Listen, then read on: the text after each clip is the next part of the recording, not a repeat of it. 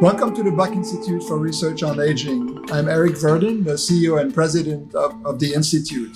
We're quite excited to welcome you for this course. The Science of Aging, which is the focus of our work for the past 20 years, has really reached a key inflection point where all of this knowledge is now being translated into humans. In this course, you're going to be learning about some of the key mechanisms that control aging. In particular, we're going to be focused on the role of chronic inflammation, the role of nutrition and metabolism, the role of senescence, and other molecular pathways that we have identified here at the Buck Institute. In particular, you're going to learn how these mechanisms that underlie the aging process also are responsible for many of the common diseases of aging. These chronic diseases of aging are diabetes, Alzheimer's, atherosclerosis, heart attack, stroke, many forms of cancers. And we believe that the major risk factor for many of these conditions is actually aging. So by suppressing aging or slowing down the aging process, the promise exists that we will be able to modify the course of these diseases.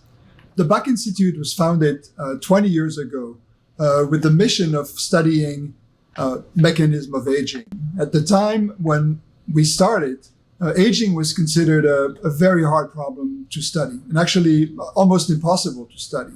What we've learned during the last 20 years is aging is a malleable process, and we can control it. We can control it with modifications in the laboratory, but also with drugs. And so through all this work and through our more than 20 different faculty members and their groups at the Buck Institute, we really have been able to rewrite the history of what aging is. And this offers incredible opportunities in the future in terms of modifying the aging process, but especially the diseases associated with aging. I am most proud of our scientists at the Buck.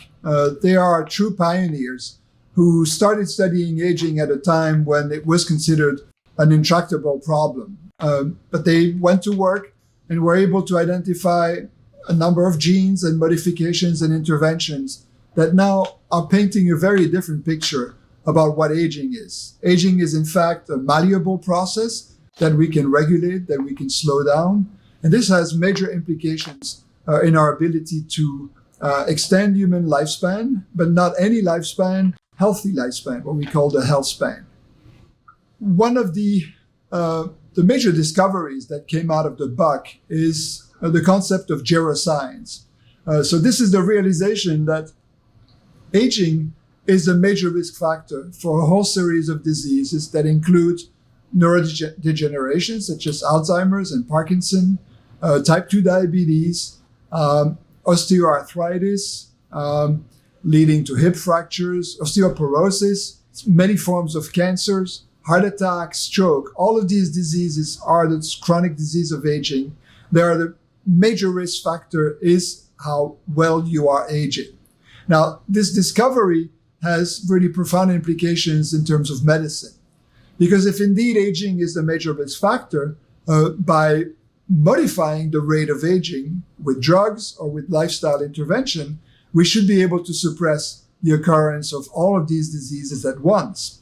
Now, medicine right now functions in a very different way. It targets each of these diseases as if they were independent occurrences. And we know this is not the case. So we envisage a future of medicine which will be much more preventative, based on biomarkers of aging that will allow us to identify how someone is aging. So this medicine will be truly preventative. It will also be personalized in that it will be taking into account the genetic differences between us and individual risk factors.